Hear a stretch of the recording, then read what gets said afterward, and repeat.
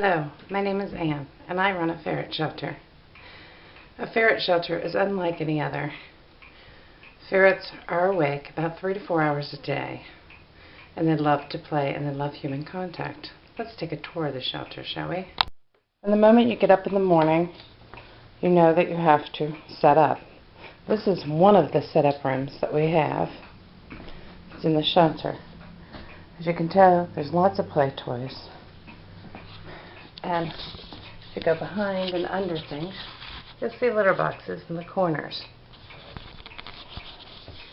These are cages, quarantine cages, that have to be cleaned right before a ferret comes in. They're clean now, but they'll need to be cleaned again. This is another play area, and this is for more of our geritals, with a nice fluffy blanket, a plaything, and tubes.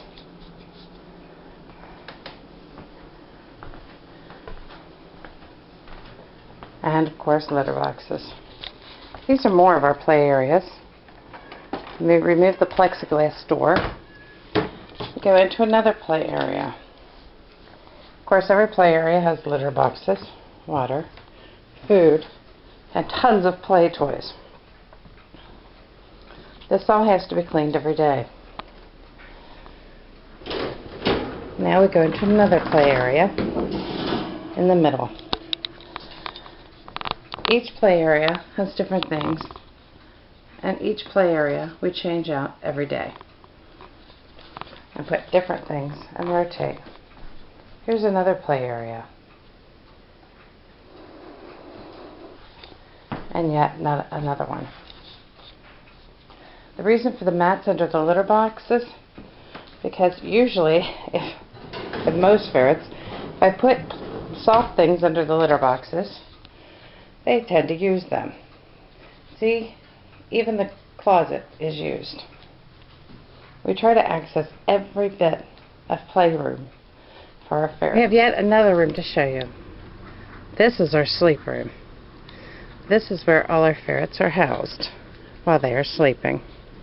And this morning it's wake up time. So as you can tell, the ferrets are stretching and waking up. It's always nice to give your ferret a little pat in the morning. It wakes them up.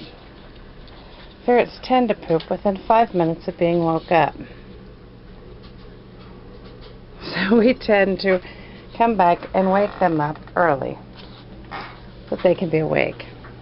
Oh, there's Yuna, our little adrenal girl. In every shelter, you're going to see bald or sick ferrets. We try to minimize that as much as possible by treating the cancers and taking care of the ferrets. This guy just does not want to wake up. Do you, Rue? And neither do the girls. Hi, Jelly. Hi, Alice. We try to keep the cages as clean as possible. And we do use a lot of bedding. Mostly children's bedding for the bottom, and the pads for the shelves, I make myself. Some ferrets just are not early risers. Would rather stay in bed and snuggle down with their girlfriend. But then you have some that are, and some that are trying to get up, but it just seems so hard. This is our bedding room. None of the cages have been cleaned yet, as it takes us one person about 2.5 hours to clean all of the cages. Right now we have 59 ferrets in the shelter, and as you can tell, they're itching to get out, so we better get on with it. Ferret food for our sick ferrets is an important part of the ferret's day. In this container is ground up chicken with the bone and skin and chicken livers. It doesn't smell too great, but it's wonderful for the ferrets. We grind it in a meat grinder and then a food processor. Every morning we get a little bit out, put it in a bowl, and we do keep it in the refrigerator, and it is fully cooked. We put it in a bowl, we put it in the microwave. It only takes a couple seconds in the microwave for it to be done and heated up. We average going through a container about this size in a day. This is done for our old, our sick, and some of ours that don't have all their teeth. What we do with it now is we add a little bit of Ferritone,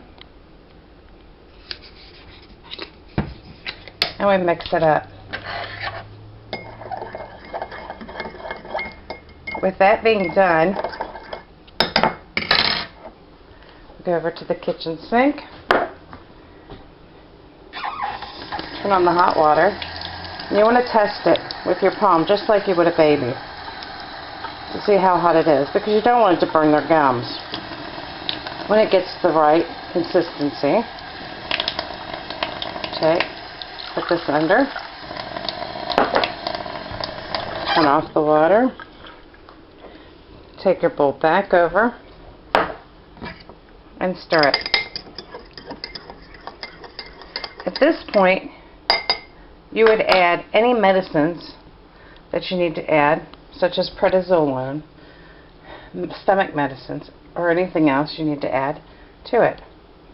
As we do not need to, we'll now take this back and give it to one of the ferrets. These small cups are very handy for single ferrets. These are very handy for group. And then we have 2 or 3 ferrets. All of these will be filled with the chicken and put out for our ferrets. For Charlie here, him being able to take his medicine can be life or death. Charlie has insulinoma. He has low blood sugar. We would say that it's like diabetes. He has been losing weight, but he's starting to gain it back and get his belly back. He is on Pred, and it is in his meat mixture. He also is on a stomach medicine because Pred is very hard on the ferret's stomach. He doesn't seem to mind us watching him eat. As a matter of fact, he don't seem to notice us at all. I guess there's some good stuff in that. Isn't there, Charlie? This is what my house looks like when it's happy hour. I say happy hour because all the babies will be playing in the tubes, in the towers, and one snuggled up in the toys.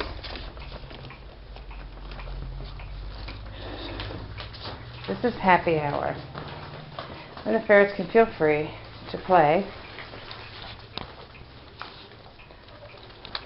all they want, however they want.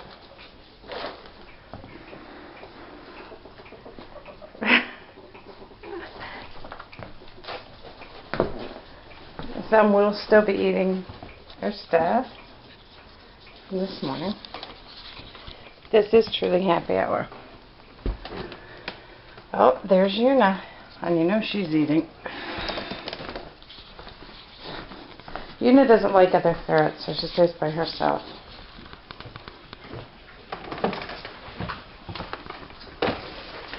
Now we must go in with the wild bunch.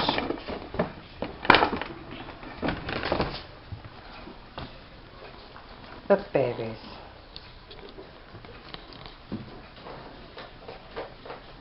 As you can tell, they all know me by name. They all expect to be treated however they want. And who is that lovely lady? Hi, Bed Maddie. All ferrets do know their names if you work with them. This is my personal ferret, Nikki. But all the ferrets know me.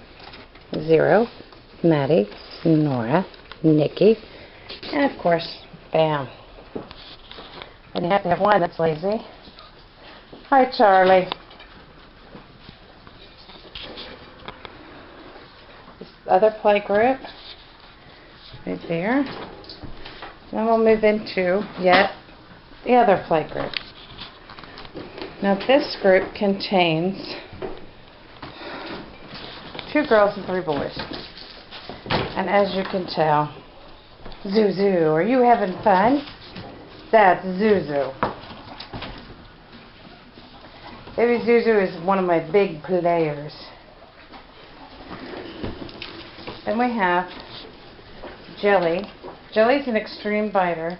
If anyone comes in the house that she doesn't know, she starts to shake uncontrollably, almost like a seizure. She gets very, very scared. She's afraid of people. And of course, Zuzu's back at it playing again. This is the pleasure I get in the day, is having time to play and to enjoy.